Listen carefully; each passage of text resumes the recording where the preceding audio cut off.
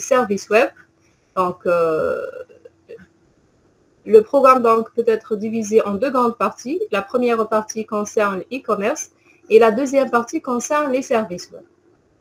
Dans la première partie, donc, vous avez deux chapitres. Chapitre 1, donc c'est une introduction au commerce électronique.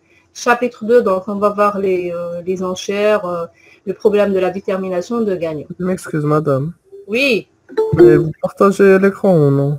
Je suis en train de parler pour le moment, d'accord? Merci. D'accord. La deuxième partie, dans la deuxième partie, donc c'est la partie qui concerne les web services. On va voir les web services standards, c'est-à-dire les web services orientés SWAP. On va voir aussi les web services orientés REST, donc c'est RESTful. Et vous avez une dernière partie, c'est la théorie des jeux, donc c'est une partie théorique. Donc, c'est un mécanisme, donc c'est une modélisation qu'on utilise pour la résolution de problèmes. Et ce sont des techniques qui sont utilisées en économie, en système multi-agent, en e-commerce. Donc, pour ce module, donc, vous avez partie cours et vous avez partie TP, vous avez partie TD. Donc, pour les deux premières parties, c'est-à-dire partie e-commerce et partie service web, on fera que des TP. Donc, pour la partie e-commerce, vous avez donc, je vais vous envoyer tout de suite la première série concernant la programmation agent, Jade, d'accord? Pourquoi? Parce que c'est la technologie ou bien c'est l'outil utilisé pour la conception des systèmes multi-agents, d'accord? La deuxième partie, c'est la partie web service. On va voir donc deux manières pour la création des services web. On va voir la manière, la création dite manuelle. Ça veut dire quoi manuel? Ça veut dire c'est à vous donc de créer les classes. Donc, c'est la création pas à pas. Donc, il faut créer la classe qui représente le service. Il faut donc, c'est à vous donc de déployer le service. On dit donc création manuelle. Et là, on va utiliser Axis 2. Donc, AXIS2. Donc, c'est Axis 2 pour la création des services web manuels. Pourquoi? Pourquoi ce TP? C'est pour la partie pédagogie. Donc, ça nous permet donc de comprendre mieux les notions donc, de WSDL, la notion de service web, la notion de swap, etc. On va voir dans une deuxième partie la création automatique. Donc, la création automatique veut dire on va utiliser, si je prends, on va utiliser par exemple NetBeans, etc. Il suffit juste donc de cliquer, donc c'est prédéfini, donc le service sera généré automatiquement. La partie TD, donc c'est la dernière partie, c'est la partie théorie des jeux. Donc la partie théorie des jeux, donc je vais partager donc l'écran, pardon. C'est la partie TD. Pour l'emploi de temps, c'est sur l'affichage, c'est un samedi normalement. De 8h en présentiel, de 8h à 12h30, c'est ça? J'ai pas compris. Pardon? Ah, je vais vous envoyer le lien, d'accord? L'emploi, voilà, l'emploi de temps, c'est, vous avez donc la section est partagée en deux. Vous avez le samedi, vous avez en parallèle, première partie, donc c'est e-commerce, la deuxième partie agent avec Madame Hijazi. Donc, vous avez de 8h à 12h30. Et normalement, la semaine en cours, c'est la semaine en présentiel. Mais puisqu'aujourd'hui, il y a le concours donc, de doctorat, donc l'accès n'est pas autorisé aux étudiants en graduation. D'accord? Le 26 et le 3 mars, c'est samedi prochain. Donc, je vous enverrai l'emploi de temps donc, par la suite. Donc, pour l'examen, donc vous avez une épreuve finale et vous avez la note de contrôle continu, etc. Donc là, on se met d'accord sur un point important. Est-ce qu'on fera des interrogations ou bien je vous donne un travail, vous allez le faire chez vous, il sera comptabilisé comme étant donc le contrôle, comme étant le TP, comme étant donc une note. Le travail chez nous, madame, le travail chez très nous. Bien, très bien. Et voilà, donc, en tout cas, c'est pour chaque année, donc les étudiants optent pour ce choix. Donc, je pense que c'est le choix le plus approprié pour eux. Voilà, et pour la moyenne, donc 0,60, donc 60% l'examen et 40% le travail à terme, donc le travail que je vais vous donner. Donc, c'est très intéressant. D'accord? Comme ça, vous aurez la moyenne générale. Voilà, donc Ok, donc je suis juste en train de chercher. Oui.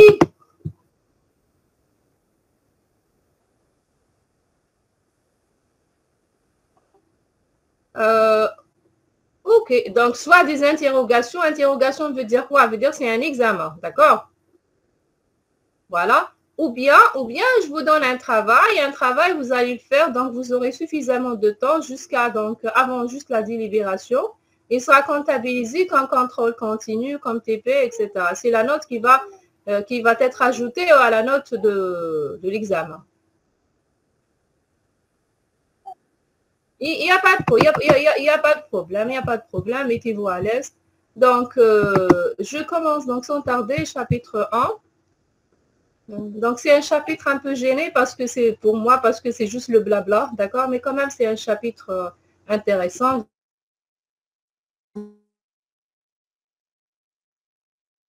Vous allez exister dans le bureau. Est-ce que vous avez, en attendant, est-ce que vous avez des questions à me poser? Est-ce que vous avez des remarques à me faire? Des suggestions? Oui. Madame, le TP sera en quel langage? Le TP, donc vous avez la première partie, c'est Jade, c'est de Java, donc Java Jade, so Jade. Ça, c'est pour les agents. Le deuxième TP, donc c'est Web Service. Donc vous avez, on fera Web Service Axis, donc c'est Axis plus Java, d'accord? Et on fera donc la deuxième automatique, c'est Glassfish, donc c'est le serveur, donc c'est toujours Java, donc Java 2E, d'accord, Java 2E, donc je ne sais pas si on aura le temps, peut-être un petit peu, on fera un petit peu donc de PHP pour la partie client, etc. Ça dépend d'accord, voilà. On peut essayer de le faire en Python. Web service en Python. Oui.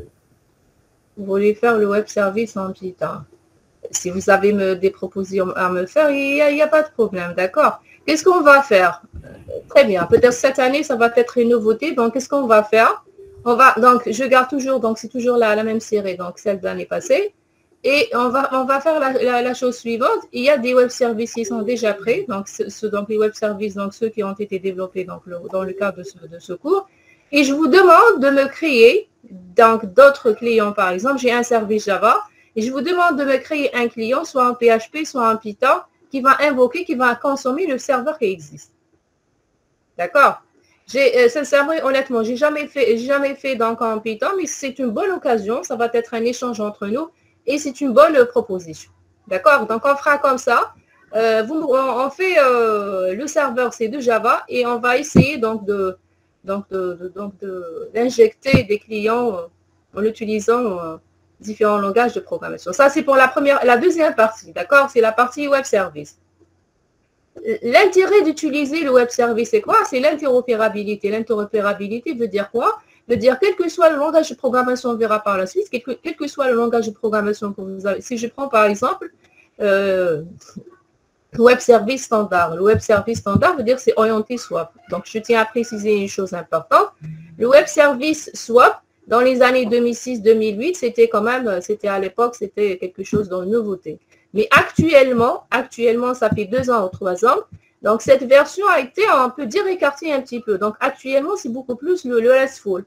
RESTful, c'est quoi? C'est un web service qui est basé directement sur le HTTP. On n'avait pas cet intermédiaire, le middleware ou swap. D'accord?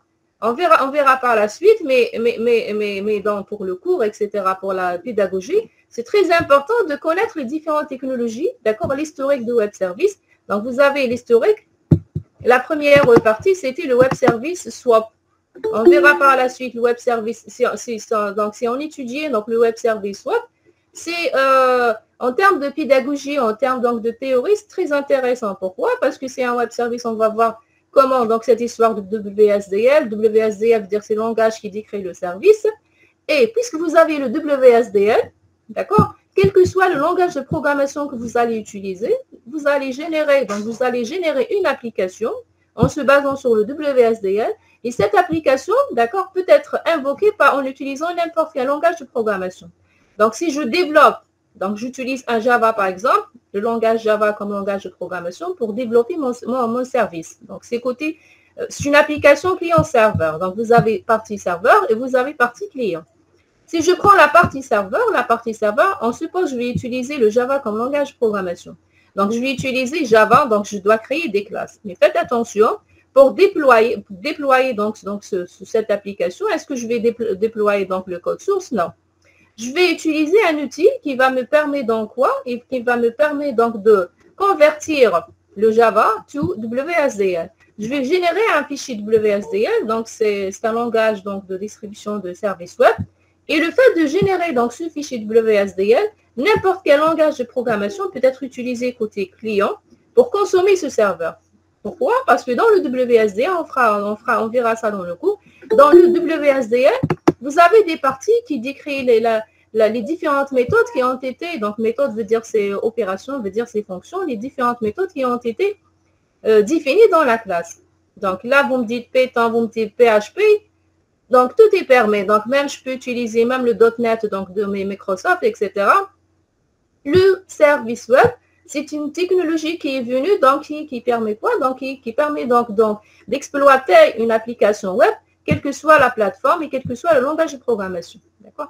Donc, c'est intéressant donc, de faire coopérer ces langages de programmation et c'est une bonne proposition. Si vous pouvez donc nous créer un service en PHP, c'est très intéressant parce que même PHP, ça pas en Python.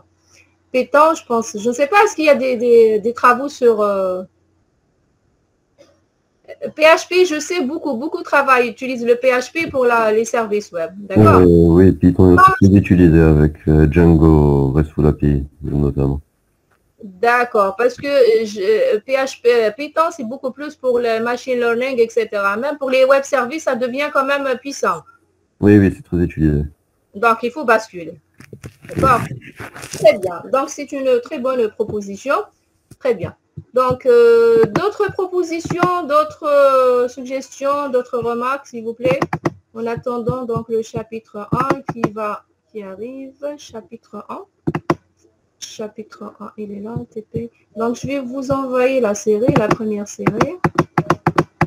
Vous avez aussi en parallèle, vous avez un module technologie des agents. Mais technologie des agents, vous n'allez pas faire, donc vous avez un TP. Donc, vous avez un TP que vous allez faire, mais vous n'allez pas faire ce que je vais faire. Moi, je vais vous donner donc le langage, je vais décrire le langage JAD. Dans le module, donc, technologie agent, vous allez utiliser carrément donc, le langage pour faire votre mini-projet. D'accord? Donc, ce n'est pas une duplication, ne vous inquiétez pas, c'est complémentaire. Très bien, je vais partager donc mon écran pour le premier chapitre. L'intégrité, ok. Vous arrivez à voir le partage?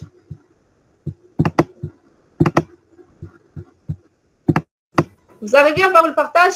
Oui. Très bien. Donc ça, c'est le premier chapitre. Donc, je répète, c'est le chapitre le plus théorique. Vous avez que des définitions, etc., des notions de base, etc. Mais c'est important quand même. Donc, c'est quoi le commerce électronique? Donc, c'est quoi le commerce électronique? Donc, vous avez le commerce. Le commerce, c'est achat, vente, etc. C'est échange de biens, de services entre un client, entre un serveur, d'accord, entre une société, entre ses partenaires, etc. Le commerce électronique, donc, c'est quoi? Donc, le commerce électronique, eh ben, c'est utiliser, donc, si je prends donc là, on peut définir le commerce électronique comme quoi l'utilisation, par exemple, de Internet pour faire quoi? Des transactions. D'accord? Donc, le commerce électronique, donc c'est tout simplement, c'est échange de biens et de services entre deux parties par le biais de transactions électroniques. D'accord? C'est quoi les transactions électroniques? Donc, c'est une opération donc électronique. Je peux utiliser donc actuellement donc le réseau donc utilisé c'est Internet pour faire ce commerce électronique. Donc c'est un processus d'achat et de vente en utilisant le réseau Internet. On va voir un petit peu de l'historique. Donc si on regarde l'historique, donc les premiers systèmes de commerce électronique, c'était dans les années 60, donc c'est vraiment c'est ancien.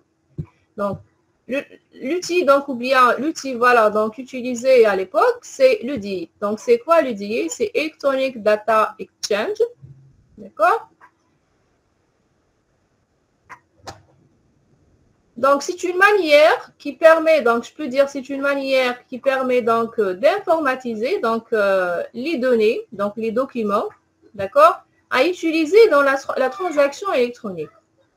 Donc, le premier, donc, standard qui a été développé pour faire le commerce électronique, c'était l'EDI. Donc, c'est échange de données informatisées, d'accord. En anglais, c'est Electronic Data Exchange. Donc, c'est une technique ou bien c'est une manière qui permet donc d'utiliser des données, des documents de commerce électronique, donc de transactions électroniques informatisées. D'accord? Veut dire quoi en d'autres termes? C'est à l'époque, c'était beaucoup plus. Ce sont les réseaux privés. Donc, ce sont des réseaux privés qui ont été donc développés. Donc, si je prends par exemple deux sociétés qui veulent faire de commerce électronique. Donc, ils développent à leur niveau un réseau privé. Un réseau privé veut dire accessible uniquement donc, par les employés de cette entreprise-là qui permet donc l'échange de données. Données veut dire quoi? Si je prends par exemple une opération donc, de vente et d'achat de produits, par exemple, les produits informatiques, les PC. Donc là, qu'est-ce que je peux avoir comme document? Donc, je peux avoir donc les catalogues, je peux avoir donc la facture, je peux avoir donc les factures pro forma, je peux avoir les détails concernant la société, etc. Ce sont les documents donc liés à la transaction.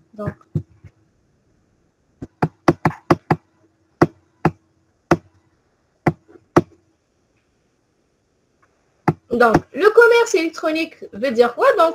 Donc c'est toute transaction électronique, d'accord, pour faire transiter l'information. Et là, on distingue plusieurs types donc, de ce commerce, d'accord. Et là, vous avez trois types très importants, largement utilisés. Vous avez le B2B, le B2C et le C2C. Donc, si je pose la question, quels sont les types de commerce électronique? La réponse est la suivante. J'ai le B2B. Veut dire quoi le B2B? C'est business to business. Business to business, donc c'est un type de commerce électronique qui existe, dit aussi, donc c'est un type donc, de commerce électronique, on dit professionnel. D'accord? Professionnel, pourquoi?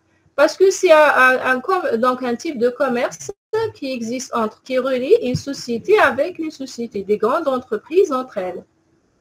Donc, c'est échange électronique entre entreprises. Ou encore le commerce électronique professionnel. Donc, si je prends donc ce type de commerce électronique qui relie deux sociétés, il y a des sociétés, par exemple, si je prends IBM, d'accord, ils ont développé par la suite, donc là, je reviens sur l'outil qui est utilisé ou bien le support qui a été utilisé pour réaliser ce type de commerce. J'ai dit donc à l'époque, c'était l'UDI, donc c'est échange de données informatisé. Dans les années 80, donc ça c'était dans les années 80, donc, mais par la suite, il y a eu donc d'autres standards pour supporter en particulier le B2B. Donc, si je prends le B2B, vous avez le fameux standard EBXML. EBXML veut dire quoi? C'est Electronic Business XML. C'était après, donc, avec l'apparition de langage XML. Donc, si je reviens sur l'UDI, donc, c'est un outil quand même très ancien qui utilise, donc, vous n'avez pas la notion donc, de documents structurés pour définir ou pour rédiger la facture, pour rédiger la demande, etc. Donc, l'UDI, c'est une technique qui est basée sur les données informatisées. Donc, c'est les données à échanger entre les parties, d'accord, qui font la transaction, doivent être informatisées. Et là, il faut utiliser, donc je répète, un réseau privé pour faire véhiculer ou bien circuler cette information entre les partenaires. Avec l'apparition donc de XML, c'était dans les années 2000, si je ne me trompe pas, Et si je prends donc le fameux B2B, il y a eu donc un autre standard dit EBXML, c'est Electronic Business XML. C'était un standard basé essentiellement sur le langage XML. Veut dire, il remplace le EDI, d'accord? Il remplace l'EDI, pardon.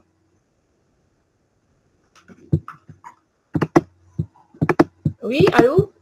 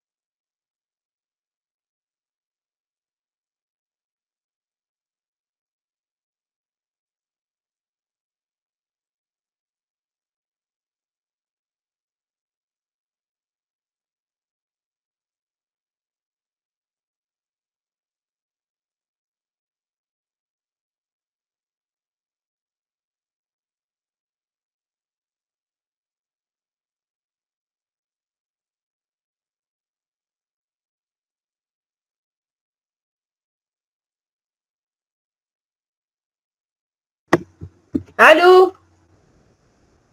Allô? Allô? Allô, allô? Oui, madame, on vous entend. Vraiment, vraiment désolé, j'avais un appel, d'accord? Excusez-moi, d'accord? Ça aide. D'accord. Merci. Donc, je reviens sur le chapitre. Vous voyez toujours le... Donc, le B2B, donc je répète, c'est le commerce électronique professionnel. Donc, c'est le commerce électronique qui relie donc deux sociétés ou deux entreprises. Donc, ce type de commerce électronique est basé essentiellement sur le langage EBXML. Donc, c'est quoi le langage EBXML? C'est un standard qui a été donc qui est basé dans Electronic Business XML, basé essentiellement sur le langage XML. Donc, les gens qui font de B2B, qu'est-ce qu'ils ont fait? Ils ont remplacé donc l'EDI. L'EDI, c'est le premier standard qui a été proposé pour le commerce électronique. Les gens qui ont fait le B2B, lorsqu'on parle de B2B, donc il n'y a pas donc là, il n'y a pas donc de EDI. Donc, c'est beaucoup plus. Il utilise donc le XML comme moyen, d'accord, pour éditer les documents électroniques, d'accord. Donc, c'est un standard qui est basé essentiellement sur XML. Et bien sûr, il y a d'autres techniques. On verra ça par la suite. Donc, il y a le CPA, le CPP, le EBXML enregistré, etc. Vous avez un autre type donc, de commerce électronique, c'est le B2C. Le B2C veut dire Business to Consumer. Donc, Business to Consumer veut dire c'est entreprise. Donc, c'est un type de commerce électronique qui concerne, donc qui relie la société avec ses clients. Donc, business, lorsqu'on parle de business, veut dire c'est sociétés, d'accord? Et le C veut dire les particuliers, veut dire ce sont les clients. Donc, c'est commerce électronique à destination des particuliers. Il s'agit donc quoi? Donc, c'est la vente de biens et de services. Donc, comme exemple, vous avez le fameux donc Amazon pour la vente des bouquins, d'accord? Amazon.fr. Donc, ça, c'est un site de quoi? Un site de commerce de type B2C. Vous avez un autre type donc, de commerce électronique, donc c'est le C2C. Le C2C, c'est quoi? C'est client to client, consumer to consumer. Donc, c'est, vous avez aussi un exemple, vous avez l'exemple de eBay, et vous avez aussi un exemple chez nous en Algérie, c'est le site de Webknis. Webknis, donc, c'est un type de commerce de type C2C. Vous avez aussi le M-commerce. Le M-commerce, c'est tout simplement, c'est l'utilisation donc de deux mobiles pour faire le commerce. D'accord? Est-ce qu'il y a des questions concernant cette première partie?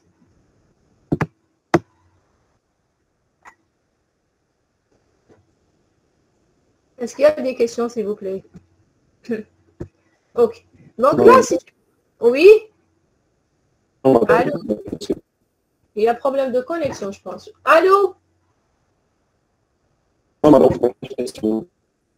Pas de question? Très bien. Donc, je continue. Donc, là, c'est un tableau comparatif qui compare le commerce électronique et le commerce traditionnel. D'accord? Là, c'est les étapes. Donc, si je prends donc le commerce traditionnel, d'accord?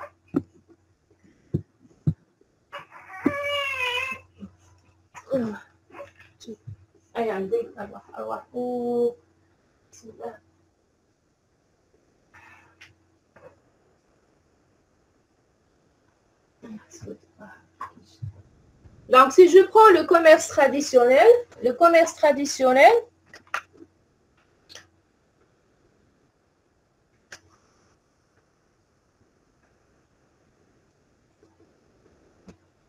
donc, si je prends le commerce traditionnel, la comparaison, donc, selon le premier point, c'est comment faire pour trouver un vendeur. Comment faire pour trouver un vendeur? Donc, là, il faut donc aller, il faut aller donc, à l'époque, donc le commerce traditionnel, il faut chercher dans les journaux, donc il faut appeler, etc. Le commerce électronique, il utilise tout simplement un moteur de recherche, d'accord? Il suffit donc de visiter les portails. Par exemple, vous voulez donc acheter donc je ne sais pas un PC. Donc vous allez directement sur un moteur de recherche, vous allez taper IBM ou là je ne sais pas, vous allez taper PC portable, Cordio, etc. vous aurez donc quoi? Vous aurez donc tous les vendeurs, donc vous aurez tous les liens, tous les sites web qui proposent des PC portables. Donc, la vérification des caractéristiques, donc là, il faut se déplacer, eh bien, il faut donc voir un représentant donc, de la société, par exemple. Par contre, le commerce électronique, vous avez un catalogue. Donc, si vous voulez donc programmer un site de commerce électronique, il faut donc programmer un catalogue. Et dans le catalogue, vous allez mettre donc toutes les caractéristiques, toutes les informations importantes et intéressantes concernant le produit, à savoir donc le prix, la couleur, la quantité, etc., les délais, etc. Donc, maintenant, pour acheter, donc, il faut aller à la caisse, il faut téléphoner, il faut envoyer donc un bon de commande, etc. Si je prends le commerce électronique, donc il facilite ce processus. Donc, comment? C'est un formulaire et le formulaire, il sera donc envoyé au vendeur. Même chose, donc c'est pour spécifier les priorités. Pour la facture, donc il faut imprimer, donc c'est imprimer et poster donc la facture. Si je prends, donc là, vous avez donc via le réseau, il faut envoyer la facture.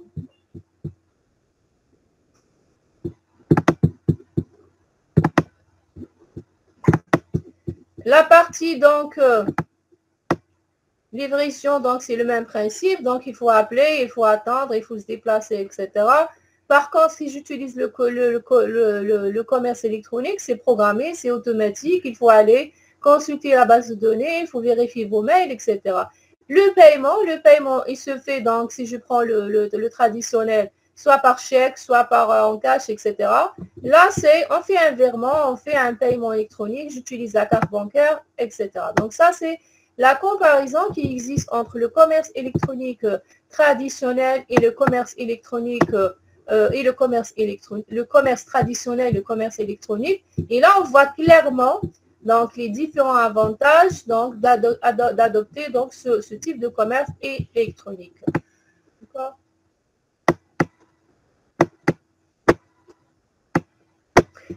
Je reviens sur la partie historique. Donc ça, c'est un petit peu, donc j'ai déjà expliqué ça, mais je vais parcourir donc rapidement. Donc l'EDI, c'est quoi? C'est l'échange de documents informatisés, d'accord? L'EDI, donc c'est une norme d'échange qui a été déployée donc en 1975, d'accord, pour l'utilisation donc pour l'utilisation dans des secteurs en particulier par les banques. D'accord. L'inconvénient donc majeur de cette norme, c'est quoi? C'est la structure de document, c'était un petit peu ambigu, d'accord? Donc, voilà le flux commerciaux qui existe, donc l'échange de données informatisées. Donc, cette norme, c'est quoi? C'est faire échanger de documents électroniques, d'accord, via un réseau privé qui relaie quoi? Qui relaie donc deux partenaires.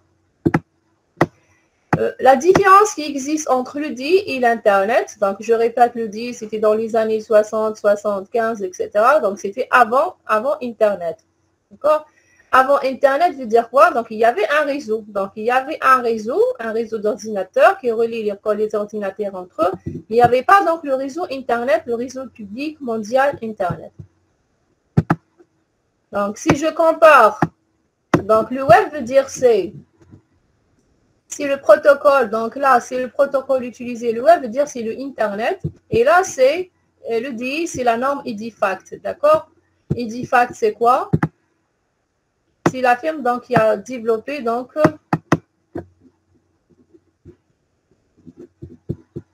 là, si je compare les deux donc modes donc de commerce, regardez la différence qui existe.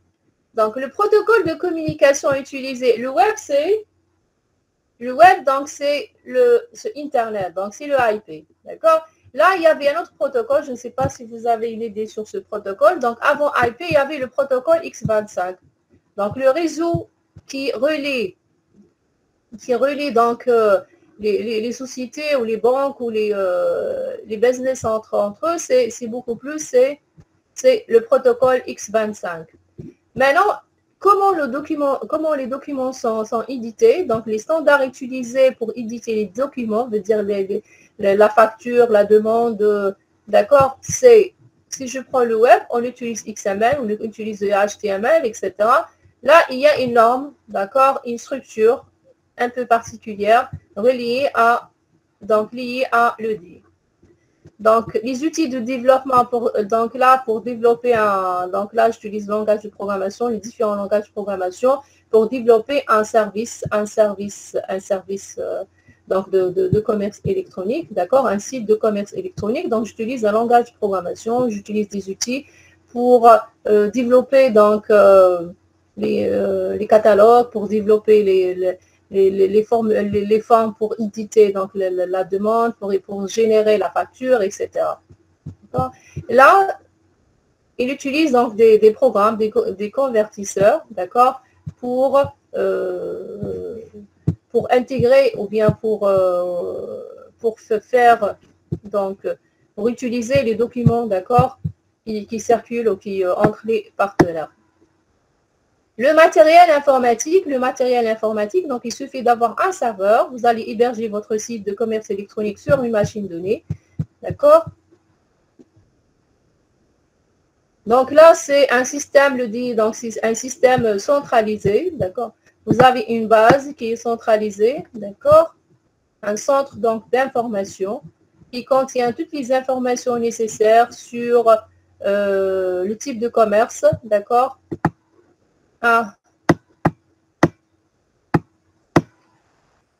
Donc, les services offerts par, donc là, on peut donc les catalogues, la recherche, la sélection, l'indexation. Donc là, je peux programmer dans mon site web donc les différents services qui peuvent être utilisés dans le cadre de commerce électronique. D'accord? Là, vous avez un petit peu certains services offerts par cette technologie ou sous cette norme. Vous avez les services de gestion de transactions, les services de sécurité, les services, donc vous avez moins de services par rapport au web. La normalisation, donc ça, donc c'est une norme, d'accord, de haut niveau. Là, donc c'est pas de norme. Donc je peux utiliser HTML, je peux utiliser XML, je peux utiliser un autre langage de programmation, je peux utiliser Java, je peux utiliser PHP, etc. Donc les partenaires, donc là, c'est un type de commerce dédié aux professionnels. Donc là, c'est un type donc, dédié, donc n'importe quelle personne, n'importe quelle société, peut utiliser le site web ou peut bien utiliser donc, le web pour faire des transactions. D'accord? Ce sont des transactions simples et banalisées, ce sont des transactions complexes pour le cas donc, de l'EDI. Donc ça, c'est difficile à mettre en œuvre. C'est plus facile. Pourquoi? Parce qu'il y a des logiciels pour le développement, etc. C'est plus facile de mettre l'information sur Internet, d'accord? Et tout le monde peut y accéder, tout le monde peut y participer. Donc, l'ouverture, donc, il est ouvert. Là, c'est limité à un certain donc, groupe d'utilisateurs. Donc, il est disponible, il n'est pas disponible. Donc, ça, c'était une comparaison entre les deux. Donc là, l'EDI, c'est quoi? Donc, il est trop rigide, donc manque de souplesse, un coût donc prohibitif.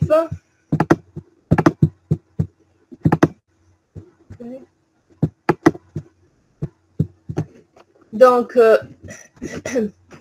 l'étape suivante après l'EDI, c'est quoi? C'était donc le fameux langage XML, d'accord?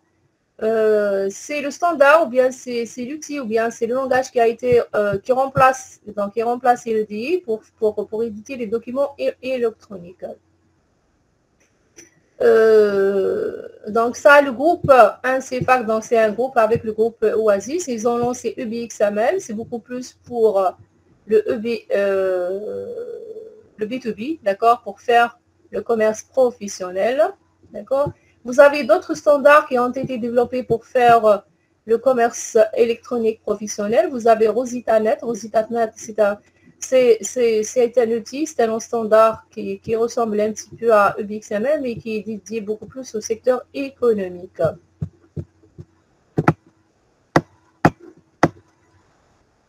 Donc ça, c'était une comparaison entre le fameux EDI, d'accord, la norme EDI et le réseau Internet. Maintenant, on passe à l'étape suivante. Vous avez le marché. Le marché veut dire quoi? Un marché veut dire la place où on peut trouver les produits, on peut trouver donc les acheteurs et les vendeurs. En parallèle, vous avez donc le marché électronique. Donc, c'est quoi un marché électronique? Donc, c'est pratiquement la même chose, mais c'est une place qui se trouve donc en ligne. Donc, marché électronique, donc ce sont des places, les marchés électroniques, ce sont des places de marché en ligne qui mettent en contact plusieurs acheteurs et vendeurs. Ce sont donc des sites orientés vers les transactions et vers les relations, d'accord, peuvent être à la propriété donc d'un groupe d'entreprises appartenant à un même secteur et mettant l'accès sur les relations propres au contrat d'achat à long terme. Par exemple, si je prends par exemple le secteur donc, de matériel informatique, on peut développer donc un marché électronique où vous allez trouver sur ce marché les différents donc vendeurs, d'accord, et les différents donc matériels informatiques sur ce marché. Donc, c'est ça la notion de marché électronique. Les marchés électroniques, donc la place de marché donc, est un site commercial de type B2B qui offre des transactions sécurisées permettant aux entreprises de sélectionner des biens et services donc, de différents fournisseurs. Donc, on trouve plusieurs fournisseurs sur cette place, dite place de marché électronique. C'est une plateforme technique créée par le maître de la place, d'accord, de marché permettant d'offrir des conditions tarifaires attractives par un système d'appel d'offres et d'enchères. La place de marché offre aux acheteurs un panorama d'offres pour la mise en ligne de catalogues. Donc là, il y a un schéma. Regardez ce schéma. Donc ça, c'est un schéma qui représente un marché électronique. D'accord? Sur le marché, on trouve un ensemble de fournisseurs et on trouve aussi un ensemble d'acheteurs. C'est comme la réalité, d'accord? Et sur cette place, qu'est-ce qu'il faut développer? Il faut doter donc cette place-là. Donc, vous avez les catalogues, les choix, donc des outils pour le choix des fournisseurs, puisque vous avez donc plusieurs fournisseurs, les achats, donc des outils pour automatiser l'achat, les traitements et la gestion des commandes, la gestion des factures, etc. Donc, c'est ça là, la représentation d'une place de marché électronique. De même, donc, vous avez plusieurs types de marchés électroniques. Vous avez les distributeurs, les plateformes d'approvisionnement, vous avez places de marché indépendantes, donc ça, ce sont les types de marchés, et vous avez les places de marché propriété d'un groupe d'entreprises. Donc ça, c'est les 4 types. Donc les 4 types de marchés électroniques qui existent. Donc c'est quoi un distributeur? Un distributeur, donc c'est une place de marché électronique, d'accord? Donc, on peut l'avoir comme étant un site de B2B. Donc, pourquoi B2B? Business to business. Parce que tout simplement, on a dit donc le marché, donc c'est la place qui, là, on trouve plusieurs vendeurs. On trouve plusieurs entreprises qui proposent, par exemple, un produit où il y a 10 produits, des biens et des services. Donc, c'est peut-être vu comme un site B2B par plusieurs centaines de catalogues en ligne qui offre un vaste choix de pièces et de produits aux acheteurs. Vous avez ce site, par exemple, comme exemple. Donc, un distributeur, donc, peut être vu comme un site web B2B qui propose une masse donc, de produits et de biens, d'accord, aux acheteurs. Le deuxième type, c'est les plateformes d'approvisionnement, d'accord. Une place, donc là je dis bien une place, donc un site web, le type de commerce électronique, vous avez B2B, le B2C, le C2C, etc. Maintenant le type, je suis en train de donner les types donc, de places de marché. Donc j'ai les distributeurs. Les distributeurs, donc c'est une place de marché électronique de type B2B, d'accord, qui contient des centaines, donc une masse d'informations importantes de catalogues, donc qui met en ligne une masse importante donc, de catalogues, d'accord, et qui offre un vaste choix de pièces, de produits aux acheteurs. Vous avez les plateformes d'approvisionnement. Donc, ça, ce sont des places de marché électronique pour l'automatisation de choix des fournisseurs. Donc, la gestion des contrats, les commandes, le paiement et pour les vendeurs et fournir des services de création de catalogue et gestion des commandes, facturation pour les vendeurs. Vous avez comme exemple Ariba.com. Donc, le site ou la place qui propose donc cet ensemble d'outils très important, d'accord, est dite plateforme d'approvisionnement. Les places de marché indépendantes, ce sont des places de marché autonomes orientées transactions qui mettent en communication des milliers de fournisseurs et acheteurs pour des achats. Donc là, vous avez donc un autre type donc de places.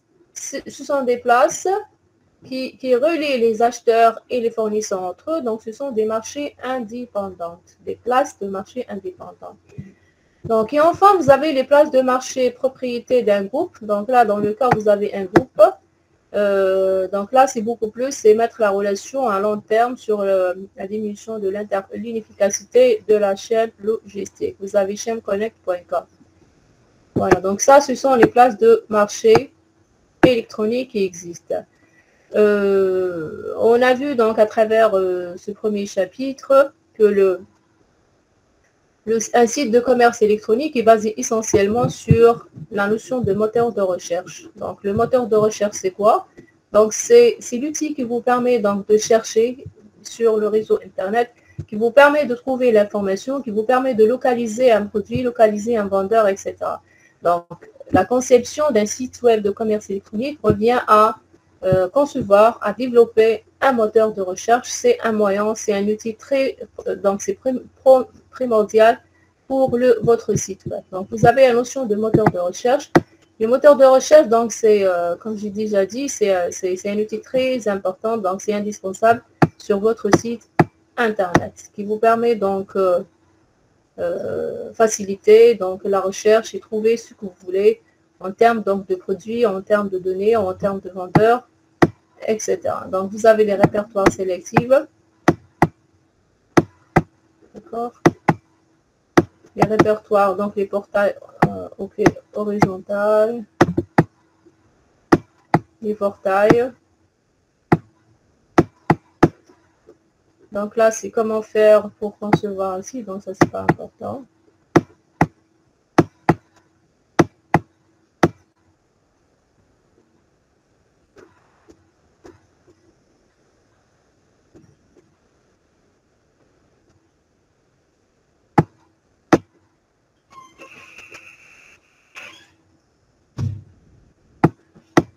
Donc là, ce sont les techniques pour rendre, soi-disant, votre site, soi-disant, convivial et facile à utiliser, facile à exploiter. J'ai déjà expliqué B2C, B2C.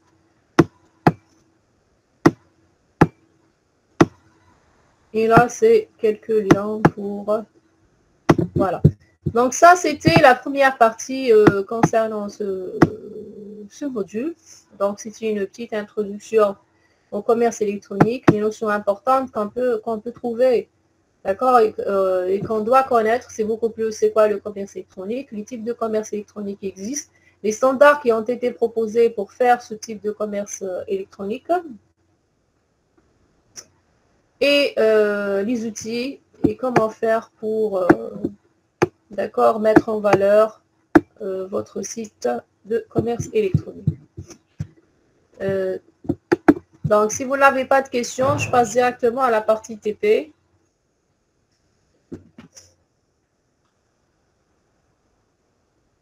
Il est 11h05. Si vous n'avez pas de questions, je passe à la partie TP. Est-ce qu'il y a des questions concernant la première partie, s'il vous plaît? J'ai dit que ce sont beaucoup plus des définitions des notions de base. D'accord? Allô? Allô? Oui, madame, on vous entend. Très bien. Donc, sans tarder, je passe à la deuxième partie. Donc, c'est la partie TP. Et je commence par... Donc, vous avez le choix entre NetBeans et Jade. Je vais utiliser donc NetBeans. Je vais faire un premier TP. Je vais vous enverrer la série donc tout de suite. Oui. J'ai les mails de délégués. Donc voici la série. J'ai préparé une série donc bien détaillée. Je vais faire un premier TP. Donc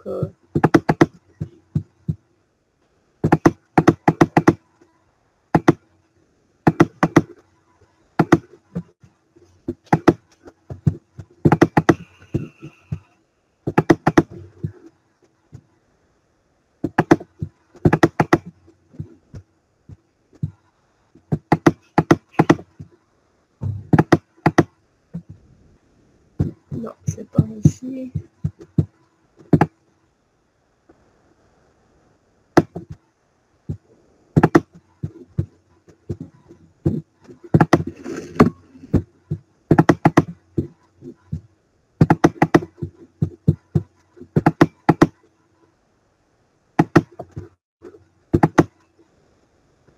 Ok, c'est S. Voilà. Donc, sur le bureau. Donc voilà, donc la première série, donc série TP Jade, donc je répète. Donc vous avez donc deux parties. Donc ça c'est la première partie. Donc c'est quoi Jade? Donc c'est une plateforme pour la conception et pour le développement des agents, donc en utilisant Java. Donc qu'est-ce qu'il faut faire? Donc il faut aller sur donc je vais vous enverrer tout de suite la série. Donc ça, c'est explication. Donc, qu'est-ce qu'il faut faire? Et on va créer ensemble un... Donc ça, c'est pour l'installation. Je vais vous envoyer tout de suite la série. Et là, vous avez... il y a même la solution. Ok, c'est pas grave. Okay.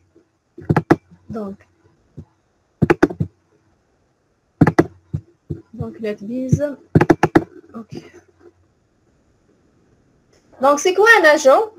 Est-ce que vous avez une idée, c'est quoi un agent? Un agent, eh bien, tout simplement, c'est un programme, d'accord? C'est un programme informatique qui peut être, donc, qu'il faut qu'il soit réactif, autonome, et qui peut être doté d'une certaine intelligence, d'accord? Vous allez voir, vous avez tout un module sur les agents, vous avez un module agent, et là, on verra par la suite, donc vous avez deux types d'agents. Vous avez les agents réactifs et vous avez les agents intelligents. Les agents intelligents, dans le cas où vous avez la notion donc, de base de connaissances, l'intelligence, etc. Et là, il faut utiliser beaucoup plus un système expert, un système à base de règles pour développer ce genre d'agents.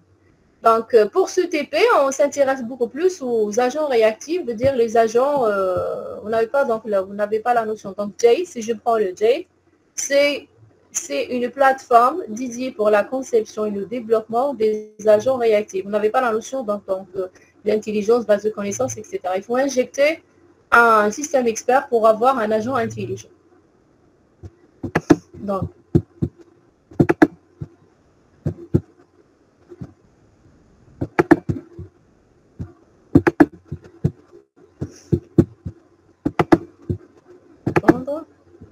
je vais donc modifier.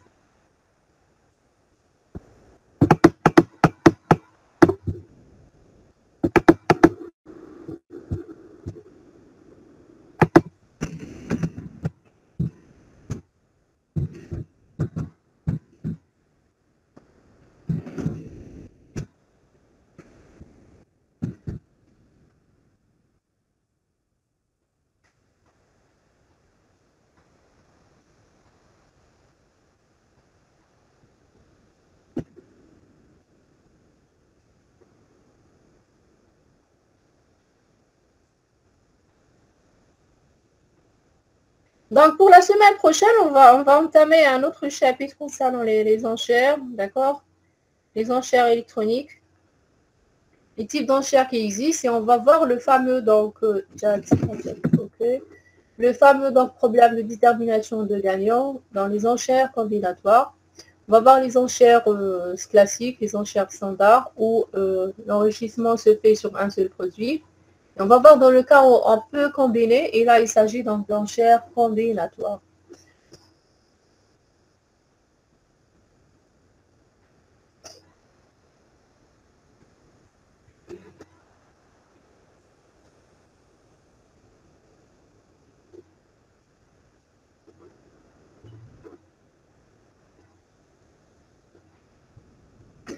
Voilà, je vous envoie donc la série. Donc ça, c'est la première série, la série détaillée.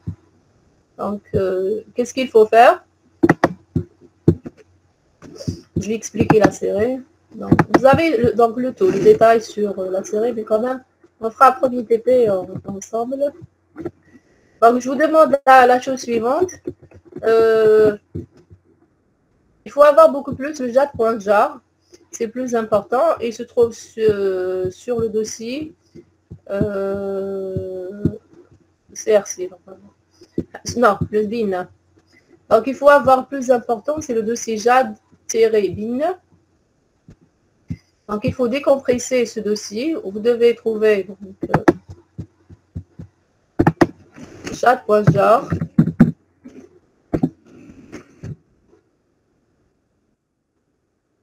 Okay,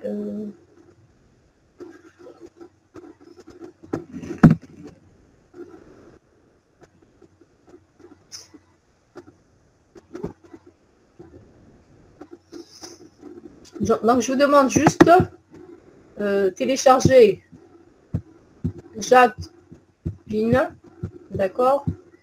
Allez-y sur soit Eclipse, soit NetBeans, et on va voir ensemble un premier TP, la création d'un nouveau, donc d'un premier agent qui affiche son name. Donc ça, c'est les différentes étapes qu'on va faire ensemble. Je vous laisse donc à peu près 5 minutes, 10 minutes pour l'installation. Allô? Allô? D'accord, vous avez la série, c'est bon? Délégué. Il est là. Elle a amené, fait, oui, c'est la même, oui.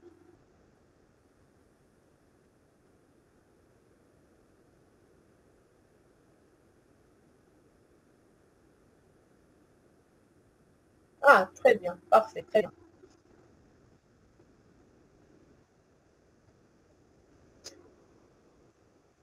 Vous avez même le jade.bin.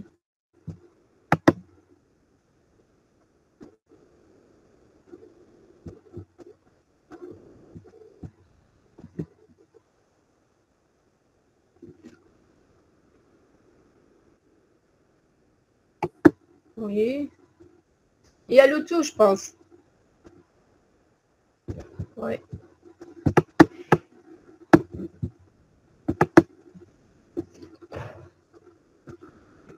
Voilà. Donc là, c'est la plateforme. Je ne sais pas si je peux. Très bien. Donc ça, c'est la plateforme Jade. Donc Jade, c'est quoi? C'est un environnement pour la programmation des agents. C'est un environnement qui est basé essentiellement sur le langage Java. Donc Jade pour Java Agent Development Framework. Donc c'est une plateforme qui nous permet donc de programmer des agents. Donc là, vous avez par défaut, donc cette plateforme, vous avez par défaut trois types d'agents. Donc c'est l'agent AMS.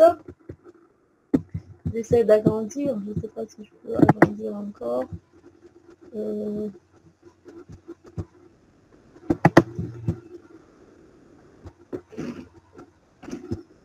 C'est très petit, je n'arrive pas à voir le... Voilà, zoom. Voilà. Ok. Donc là, vous avez par défaut. Donc on va utiliser donc cette plateforme pour les agents. Donc un agent, c'est quoi? C'est tout simplement c'est un programme, d'accord, qui doit être autonome, qui peut être doté donc d'une certaine base de connaissances dans le cas des agents intelligents. Très bien. Donc par défaut, vous avez vous avez trois types d'agents. Vous avez l'agent AMS, vous avez l'agent DF et vous avez un autre type d'agent aussi, je ne sais pas où.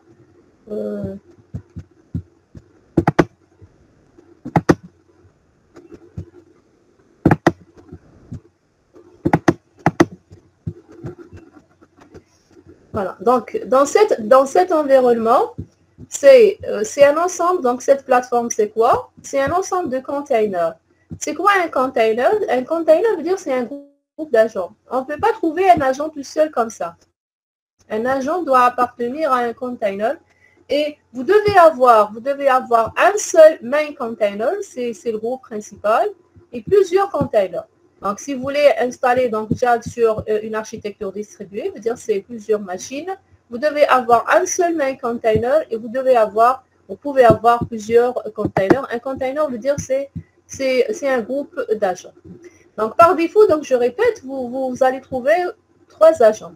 Donc, l'agent AMS, c'est quoi l'agent AMS? C'est Agent Management System. Agent Management System, c'est quoi? C'est un agent qui identifie et qui donne, donc ça c'est la gestion des différents agents qui se trouvent sur la plateforme. Et cet agent-là, il attribue des ID. Des ID, donc c'est un identificateur aux agents. Vous avez le DF. Le DF veut dire c'est Directory Facilitator. C'est un service de page jaune. Veut dire quoi un service de page jaune? Veut dire c'est le fait de classer, c'est un classement des agents par service. Si vous voulez avoir par exemple juste les agents qui vendent l'achat, vous devez avoir donc des agents acheteurs. Il se fait quoi? Donc classer ces agents-là donc dans une table et donner comme nom de service, c'est achat par exemple. Donc ça c'est le DF, c'est Directory Facilitator. Et vous avez aussi un troisième type d'agent parce que là vous devez trouver trois. Le troisième, je ne sais pas il est où, c'est le RMA si je ne me trompe pas. D'accord? Je ne sais pas pourquoi il n'est pas là sur... vous devez le trouver donc...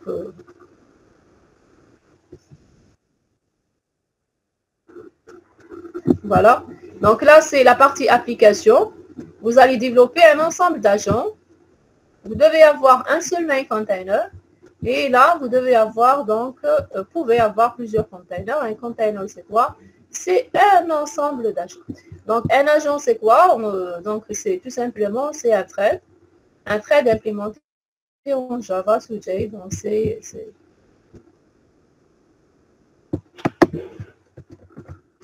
Donc ça, c'est la communication. Donc on va voir par la suite la communication. Donc si on va utiliser ATL pour la communication. Vous avez des outils ici sur la plateforme qui vous permettent donc de visualiser donc, les agents et le comportement de chaque agent. D'accord? Les services qui existent.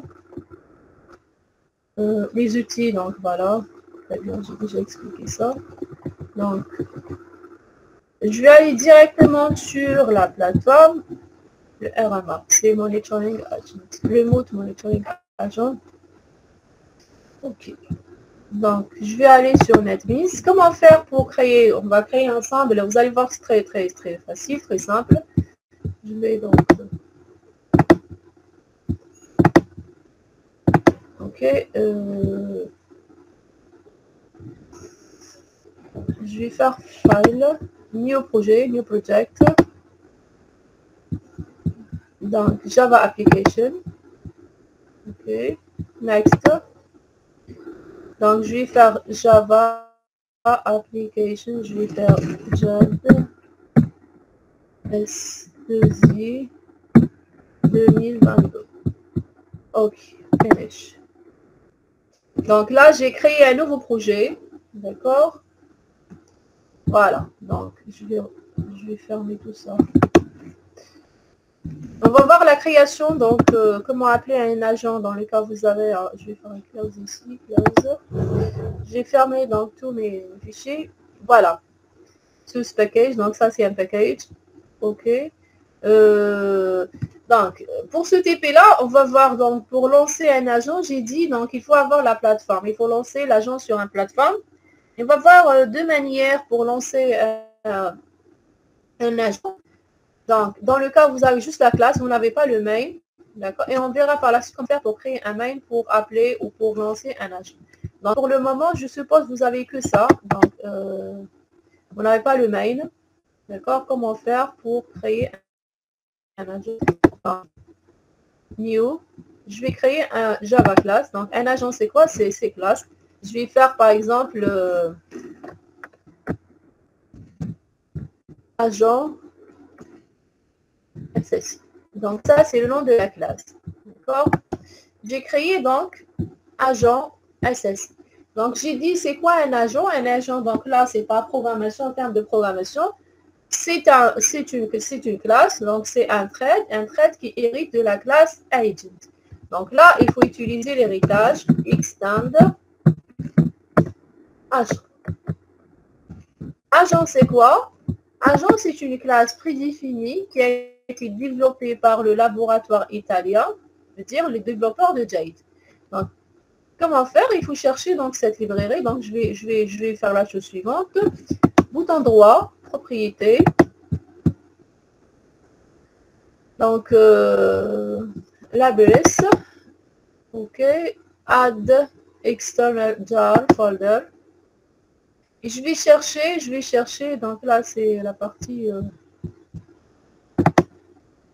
je ne sais pas, ça c'est Axis pour la partie Axis. Je ne sais pas, il est Axis. Donc tout ça, c'est Axis. Donc, je vais chercher juste le Jade sur quel dossier. Voilà. Ok, Jade.jar, propriété. Donc, voilà le...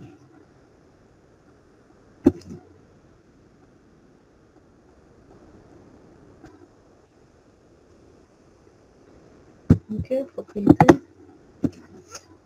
Il se trouve sur NetBeans Project.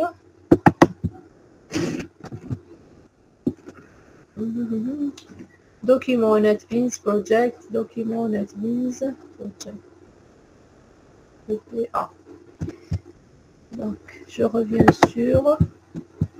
Il faut donner le chemin où se trouve dans propriété.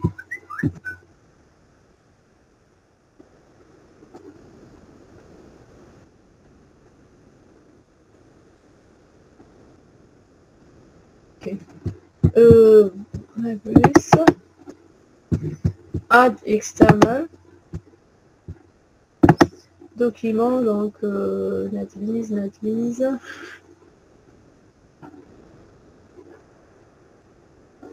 Voilà. TP1, ok.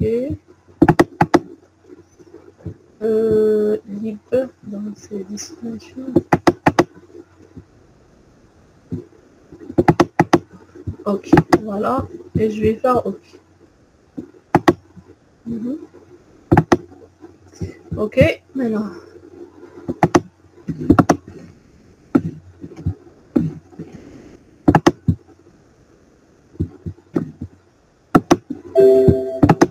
Normalement, il doit me faire la proposition. Non, c'est pas create.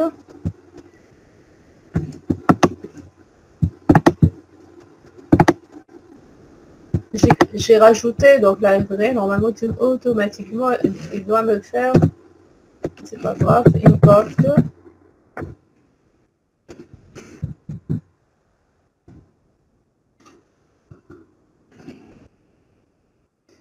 Il y a un problème dans le guide.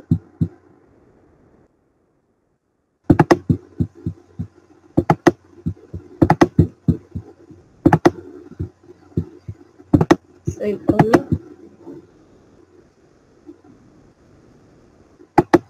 Voilà, donc ça marche. Donc c'est add import for Jade Core. Ok. Donc voilà donc la configuration. Il suffit juste d'avoir donc alisé sur le package Jade bin, chercher donc dans lib, chercher jade.jar et vous faites cette petite configuration. L'étape suivante, vous avez une fonction importante, d'accord, qui permet de lancer l'agent. C'est la méthode setup. Donc si je prends le cas, vous avez déjà fait la programmation des threads. Dans le thread, vous avez la méthode à programmer, c'est la méthode run. Ici, c'est la méthode protected.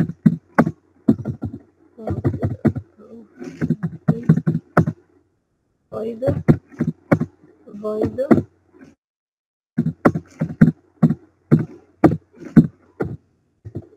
J'ai un problème donc de clavier, je ne sais pas comment je vais faire pour ajouter. Je vais utiliser.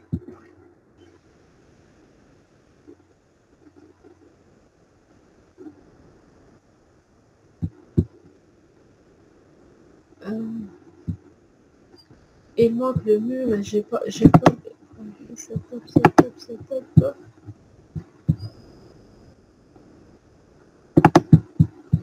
Je ne sais pas si je vais utiliser.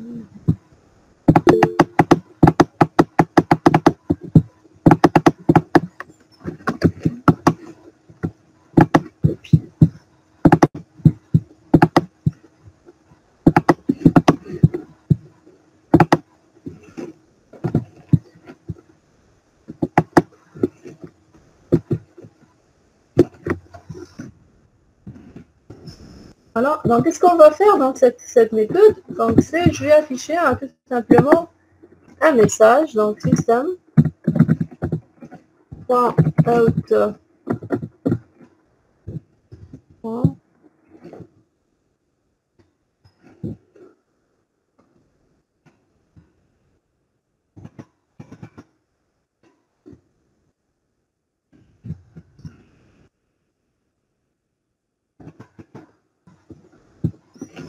Donc, bonjour, je suis agent. Et là, je vais utiliser donc la méthode d'un agent qui affiche son name, c'est, je vais faire l'export. Et là, c'est get local name. D'accord? Vous avez get name, vous avez get local name. Donc, c'est get name, c'est avec arrobas le IP de la machine et get name sans le IP. Je vais faire get local name, c'est bon. Voilà, j'ai programmé mon agent. Donc, poste. Je suis bonjour. Oui. Bonjour. Très bien, donc save. Donc, comment faire pour lancer? Donc, ça, c'est, vous avez la classe, donc c'est la définition, donc le nom de la classe, c'est agent SSI. Et vous avez le package c'est JAD SSI 22, d'accord?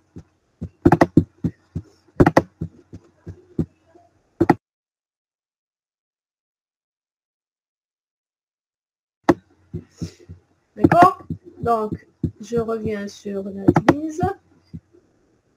Ok, donc comment faire? Donc, vous avez deux possibilités, soit en programme, donc dans le mail, on va mettre le code et on verra ça par la suite. Ou bien pour le moment, je vais utiliser, parce que là, on va, c'est le plan de TP. On va voir donc une exécution paramétrée. Donc, je vais faire run configuration. Donc là, set configuration, customize. Qu'est-ce que je dois mettre ici? Ok, dans les arguments. Donc, faites attention. Dans les arguments, il y a aussi le mail à définir.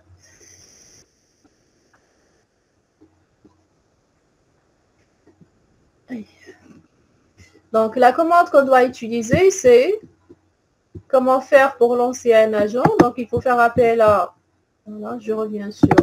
Donc, voilà la commande de... Donc, lancement de base. Donc, ça, c'est JAD.boot. Et vous faites ça -GU. Donc, veut dire quoi? C'est la plateforme. Vous allez voir, donc, c'est... la plateforme qui va donc héberger les différents agents et la liste des agents. Donc, comment faire pour lancer plusieurs agents? Donc, il faut donc la syntaxe est la suivante. Donc là, c'est le nom de l'agent. D'accord? Le nom de l'agent, c'est un identificateur. Vous mettez le nom que vous voulez. Le package, si vous avez deux points. Le package, si vous avez un package, point. Le nom de la classe. Et si vous n'avez pas de package, vous supprimez ça, vous mettez deux points, la classe. Et vous lancez autant d'agents que vous voulez. Donc, il faut les séparer juste par des points virgules. Donc, je vais faire la chose suivante. Java. Donc, je vais faire directement JAD. Donc là, Line Configuration. Donc, je vais faire Euh, donc, je vais faire tirer de 6. J'ai un problème donc le clavier. Ah, je ne peux pas le coller.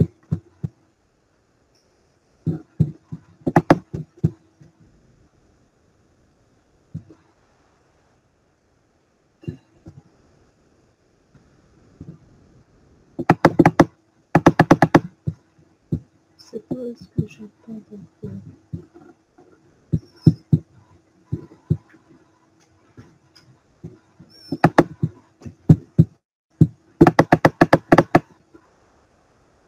Donc, toutes ces étapes donc, sont expliquées sur la série.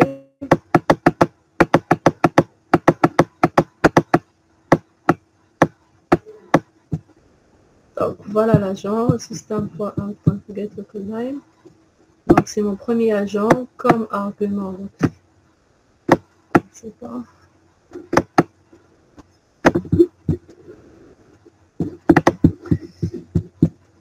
Je suis en train de chercher, je vais taper la commande ici, je vais faire copier-coller parce que j'ai un problème de clavier. Donc, tirer de 6. Non. Voilà, le nom donc de l'agent, je vais mettre agent MI par exemple. 2 points. Voilà. 2 points, donc j'ai dit le package. Voilà, je prends le nom de package. Copier.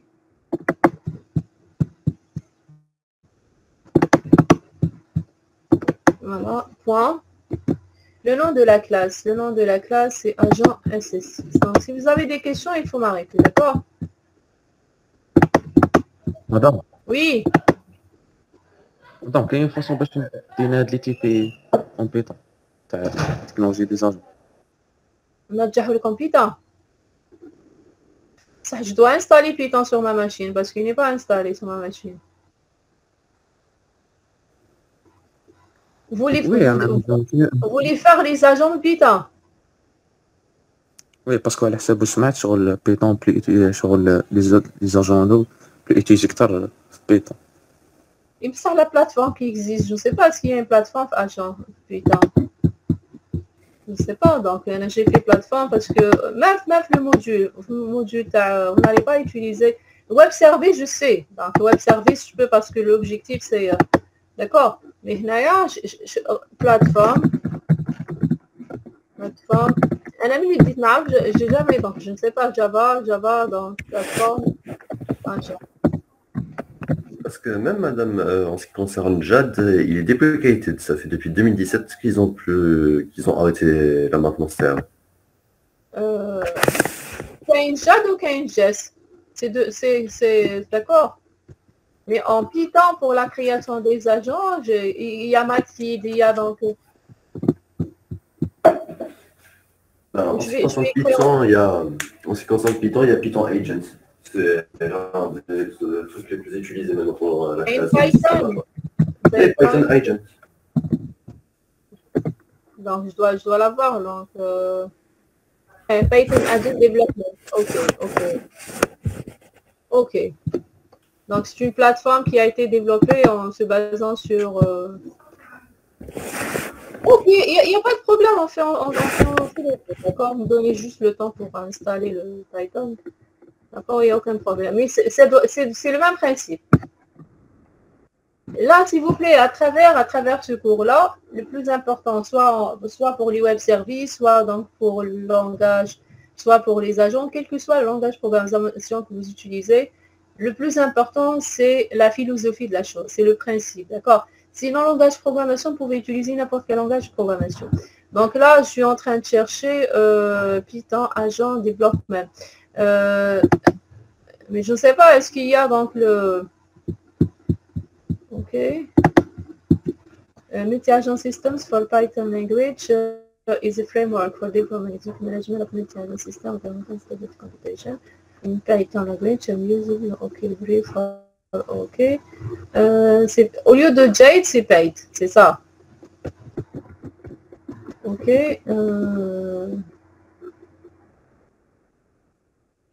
Vous voyez, c'est pratiquement le même principe. Ça, vous voyez le jeune homme.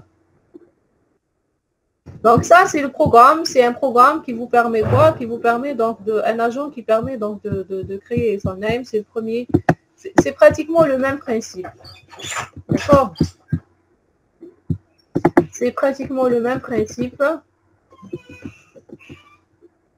Ok, c'est agent name, donc at localhost.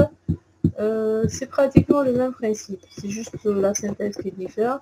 It's easy to install. For install, click OK command in terminal. Install, OK. Donc, qu'est-ce qu'on va faire dans ce cas-là, jeune homme? C'est pratiquement le même principe. D'accord. Donc, on va faire la chose suivante. Allô? Allô, allô? Oui, madame, on vous entend. Très bien. Donc, je suis partante. Je suis partante pour l'idée. L'idée me semble très intéressante. Qu'est-ce qu'on va faire? On va faire les deux. On va faire donc ça. Donc, il est déjà installé sur votre machine, le jeune homme. Il est installé. Le Python. Python, oui. Je pense que la majorité ont déjà Python installé. Le pad. Non, mais c'est pas compliqué à installer. C'est pas compliqué, très bien. Oui, je vois, c'est pas compliqué. Donc, moi, ce que je vais faire, je dois basculer vers ça. On va faire les deux. D'accord? On va faire les deux. Donc, installer dans Python pour voilà, installer le pad aussi. Et qu'est-ce qu'on va faire? On va répéter les mêmes exercices. D'accord? Parce que comme vous voyez, c'est le même principe. Donc, c'est toujours la même technologie, la même philosophie, etc. La notion de behavior, donc on garde la même série. Mais l'implémentation, je vais faire l'implémentation sur Java, Jade, et on va la faire aussi sous Python pour voir la différence. D'accord? Parce que là, je vois le contenu, donc c'est exactement ce que je suis en train de faire sur Jade. C'est la même chose. D'accord? Donc, ce qu'on va voir pour cette partie-là, la partie agent. Vous avez la notion d'agent. C'est quoi un agent? Donc, c'est même pour Python, je ne sais pas, est-ce qu'il y a la possibilité de programmer l'aspect intelligence? Oui, madame. Python, c'est le langage le plus utilisé pour l'intelligence. Vous allez programmer un système expert, c'est ça? Oui. Voilà, on a Java. On a Java, vous allez voir, parce que vous avez tout un module pour ça dans l'autre module, c'est, vous devez utiliser une autre librairie pour la partie système expert. Mais, donc, pour cette série-là, je vois pratiquement les mêmes points qu'on va explorer ensemble avec Jade. Il n'y a aucun problème. C'est la même série, d'accord, le code. On va réécrire, on va juste faire une transformation. Au lieu donc d'avoir import, etc. D'accord, je vais utiliser, donc je vais installer, donc je dois installer Python sur ma machine parce que je ne l'ai pas sur ma machine. Et je vais faire donc pratiquement le même principe. Je vais juste modifier. Au lieu donc donc, quand vous voyez sur la série, au lieu de vous donner le code en Java, vous aurez donc ce code-là. Oui, madame, c'est mieux parce que j'aide les technologies Java pour tout ce qui est multi-agent, ça a été arrêté en 2017. C'est maintenant développé. Il y a toujours, je pense, il y a toujours une continuité, même quel que soit le langage de programmation. À chaque fois, on développe des choses, on trouve, donc il faut basculer vers. Le Python, c'est soi-disant, c'est la tendance actuelle. C'est la mode. D'accord? C'est la mode, il est largement utilisé, il est utilisé un peu partout. Il n'y a pas de problème. Donc là, c'est juste la syntaxe qui diffère. Je vais le faire avec vous. Donc, je vous dis sincèrement, honnêtement, ça va être même pour moi, ça va être une bonne occasion pour moi. Parce que moi, je n'ai pas déjà donc, programmé en Python, mais je vois c'est pratiquement le même principe. Et je suis partante pour cette idée. D'accord? On fera ensemble. Vous avez la série et on corrige. D'accord? On corrige ensemble et on travaille ensemble. Et c'est l'occasion. Vous connaissez le Jade? La programmation Jade Java. Jeune homme. Ah, oui, madame. Vous connaissez Non, Jade? pas pour moi. Non. خلاص دونك انت ما تعرف جيد ولا ما نعرفش جيد مي راني نشوف لو بلوز امبورطون واش نعرفو سي le principe, on se met d'accord et c'est la même chose. On fait les deux. On fait Jade et paid. Ça va? Oui, madame. Très bien. Donc, ma première question, en tout cas, pour la partie Jade, regardez, pour la partie Jade, c'est pas une chose difficile. Hein, je peux vous dire, hein, c'est un jeu d'enfant, hein, je peux le dire. Peut-être je l'ai déjà fait plusieurs fois, c'est pour cela. D'accord. Même là, je trouve que c'est pratiquement le même principe. C'est juste, il faut peut-être pour les gens qui n'ont pas déjà programmé avec Python, c'est juste la syntaxe qui est différente. Sinon, l'idée, je garde la même série. Donc, regardez, c'est la même série. C'est la même série, d'accord? Là, qu'est-ce que je dois faire? Donc, qu'est-ce qu'on va faire? On va basculer. Donc, vous voyez là par la suite. Je vais expliquer, parce que le plus important, je vais expliquer c'est quoi la notion de behavior, le comportement. Donc, c'est le comportement. Là, je vois, c'est pratiquement la même chose. Il y a un comportement cyclique, il y a un comportement. C'est pratiquement la même chose parce que ça, je suis en train d'expliquer la théorie. Donc, vous avez le VPACL message. C'est le moyen de communication qui existe entre les agents. C'est pratiquement la même chose. Les protocoles, donc c'est exactement la même chose. Nous, la différence, c'est juste la syntaxe. Maintenant, donc, dire genre, je ne dois pas, il n'y a aucun problème. On le fait en deux, comme ça, tout le monde sera content. Donc, vous avez déjà la solution avec Jade. Vous avez déjà une série avec correction très détaillée. Très bien. C'est l'occasion et ça va être une nouveauté pour cette année. Et c'est bien pour... Et ça va être une occasion, d'accord? Ok. Donc, pour les gens, s'il vous plaît, donc, je vous laisse un peu de temps pour installer Paid. Installer les deux. Installer Jade et Paid, d'accord? Moi, je suis partante pour la nouveauté. Ne vous inquiétez pas. Ce qui est bénéfique pour vous et pour moi, il n'y a aucun problème. D'accord?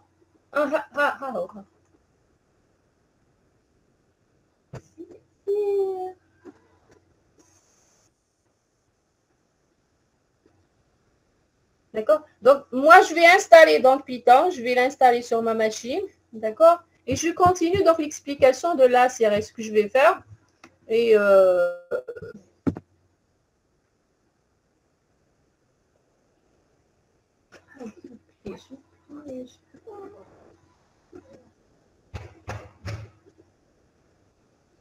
Mais on le fait le deux, d'accord? On fait en Jade et on fait en Python. Et pour l'examen, je vais vous donner les deux, c'est ça? Allô? Allô, allô? Oui, on vous entend. Pour l'examen, je vais vous donner les deux, Paid ou la Jade? C'est à vous de voir sur ce point. D'accord? Ou bien je vais faire une question au choix.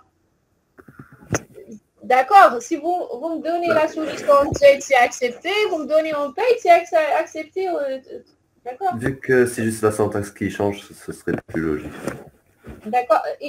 Vous voyez, donc, s'il vous plaît, le plus important, c'est connaître le principe. Par la suite, la syntaxe, vous allez voir. Et c'est bien de connaître les deux. Moi, je suis pour l'idée, il faut connaître les deux. D'accord?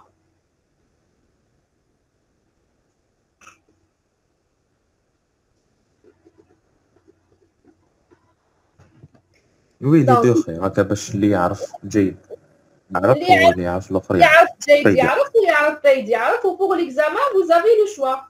Vous me donnez la solution Jade, c'est accepté, d'accord? Vous me donnez la solution Paid, c'est accepté. Qui va la dire le web service? Le web service, on va utiliser Java et on va utiliser aussi le Python. D'accord? Donc, en tout cas, Oui, d'accord. Merci beaucoup. Ok, en tout cas pour ma solution, c'est très rapide. Hein. C'est pas un théorème à démontrer. Vous allez voir, c'est un jeu d'enfant. C'est très très facile. Et on peut la faire, toute la série, on peut la faire en... Je vais pas tarder quand même sur la série, d'accord? Là, qu'est-ce qu'on va faire? Vous avez la série, donc on doit préparer la solution en paid. Ok? Donc on paid, donc on doit décrire, donc je dois décrire la plateforme, etc. Et, ok? Ok. Et je dois installer le Python sur ma machine. Agent example pour Python. From paid, ok, import display message, start to look. OK, import. Donc là, c'est pratiquement le même principe. Donc, c'est juste la syntaxe. Donc, la classe qu'il faut appeler, vous voyez, donc là, c'est en Python, vous avez page.core.agent. Ici, donc, vous avez la classe agent. Donc, c'est la classe agent. La classe agent, c'est la classe, vous avez core. C'est la classe core. Et donc, soit page, soit jade, c'est pas un problème. L'essentiel. Pour créer un agent, donc c'est un programme. Donc là, en Java, c'est une classe Java. Donc, en Python, c'est une classe aussi. D'accord? Ça, c'est le nom de la classe. D'accord? Et donc, vous voyez ici, donc, comment faire, donc, display message, c'est system.out.println, d'accord? This.getLocalName, c'est self, c'est le this, c'est le self en Python.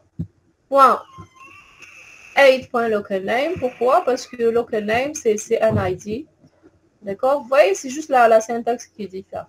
Donc, si je prends ce programme-là, pour les gens qui en payent, vous faites copier-coller, vous allez voir la même exécution que j'aurai. Donc là, if name égale, donc ça c'est OK, add process, OK.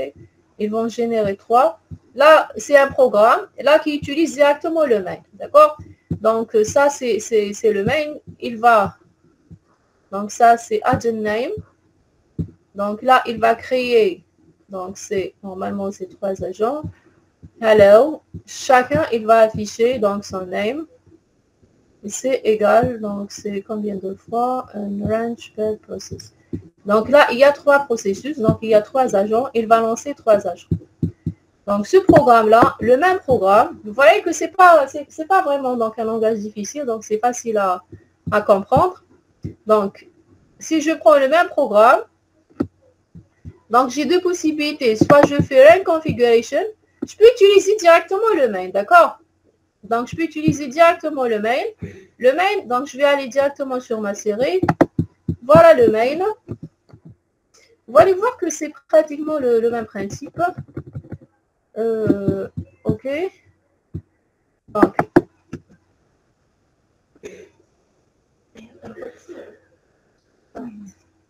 voilà le mail. Je vais faire copier-coller. Pardon.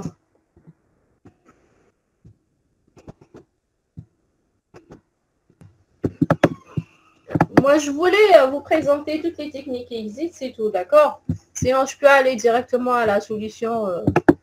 D'accord? Mais je ne sais pas ce que c'est intéressant, mais c'est bien de connaître. Par exemple, si je prends, en tout cas, si je une partie que j'ai écartée, que je vais supprimer depuis des années.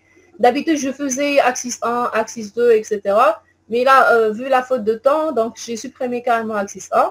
Mais on a donc dans les années passées, on a vu donc pourquoi Axis 1 a été écarté. On a découvert à travers donc la programmation, donc en utilisant ce langage, on a les difficultés, donc les problèmes qui existent dans Axis 1, c'est pour cela a été écarté, d'accord? Je pense que c'est mieux donc de connaître peut-être en termes de pédagogie. Si c'était en entreprise, en développement, là, je comprends, il faut aller directement sur le bon langage. Il faut utiliser donc le langage d'actualité qui marche mieux. Mais en termes de pédagogie, je pense que c'est bien de connaître les différentes techniques qui existent. D'accord? Là, je reviens à voler la solution directement et il n'y a aucun problème. Voilà. Donc, paste. Donc là, c'est ça, je vais lancer 3 agents.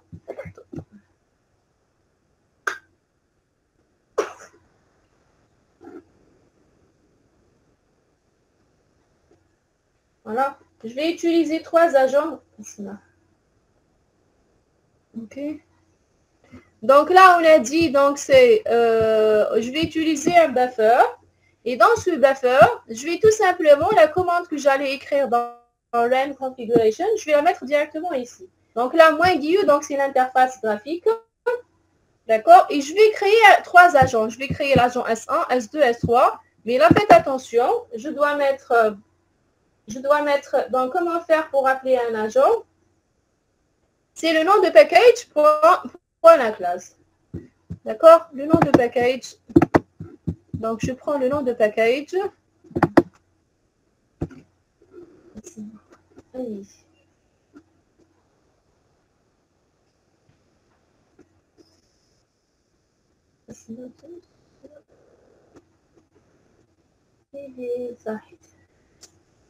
Donc, le nom de package.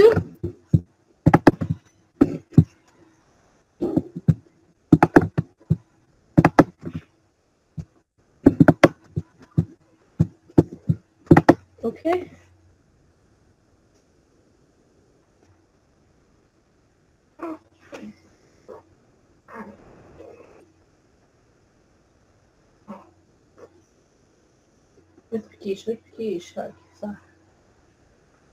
Donc, le nom de package.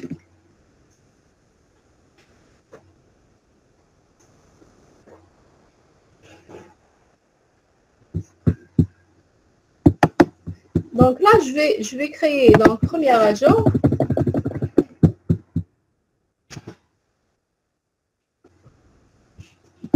Voilà, c'est premier agent. Je vais créer deuxième agent.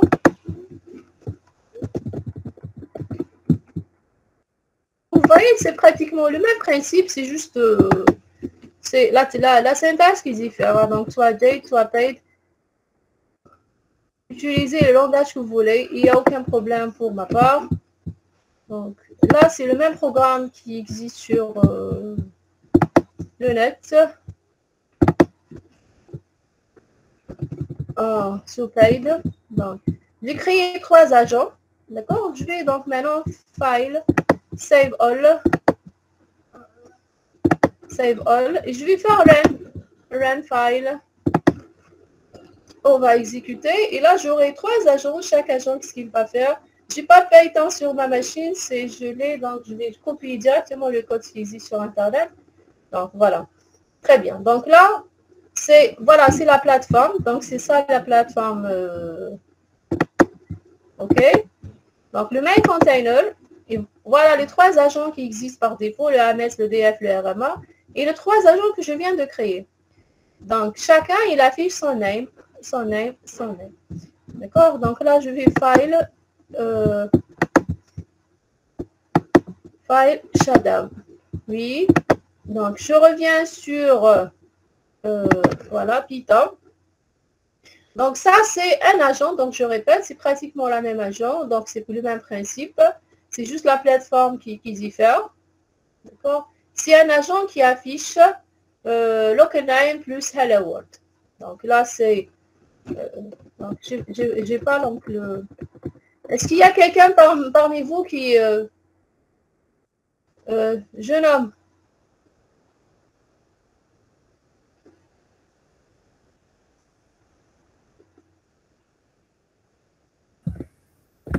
On peut voir l'exécution de paid. Vous pouvez partager? Non, pas encore, madame. J'ai pas encore installé le paid. Non. D'accord. Easy to install. Donc, c'est for install paid. Just execute the following command in Unix. OK, base terminal Windows. Moi, j'ai Windows, je ne sais pas, donc, mais ça doit être le même principe. Donc, là, c'est... Donc, ça, c'est le port. Donc, vous pouvez même rajouter le port ici. C'est pratiquement la même chose. Vous pouvez même préciser donc,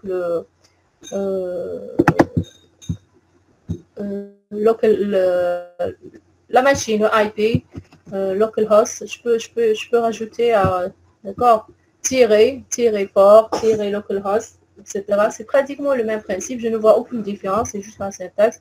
Mais bon, on le fait, c'est important, c'est la tendance actuelle. Très bien. You can see more about installing OK here, install process. Framework has developed with automation system in mind. Self-paid has the following function integrate. OK, system object orientation. Donc, c'est OK, runtime, OK.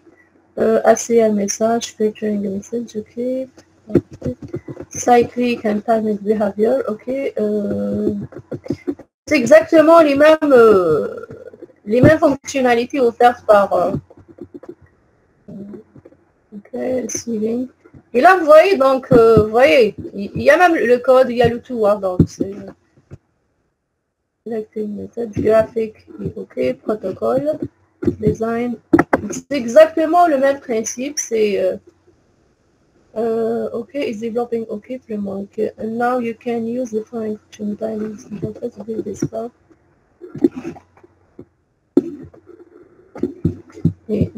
Donc, n'est pas encore achevé la partie.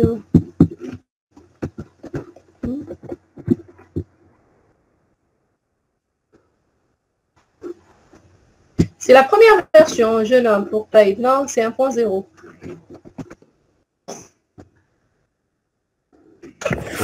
Oui, normalement, c'est... Ouais, c'est la première version, je pense, oui. Donc, c'est un framework simple.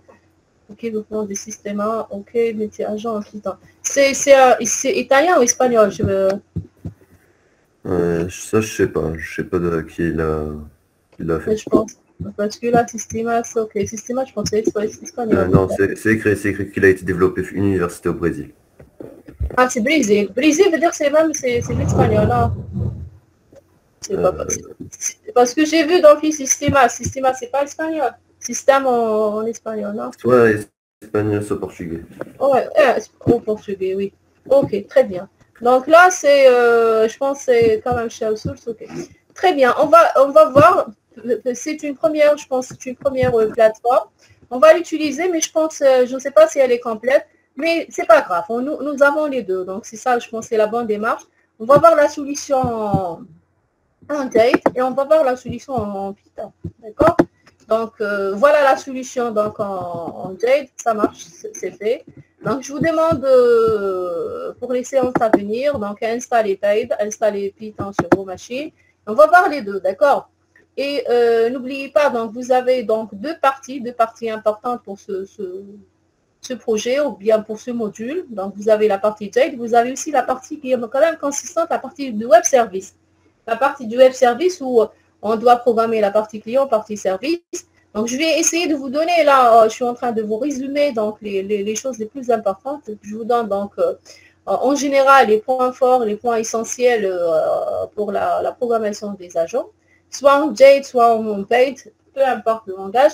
Mais j'aimerais bien toucher aux différents points, d'accord?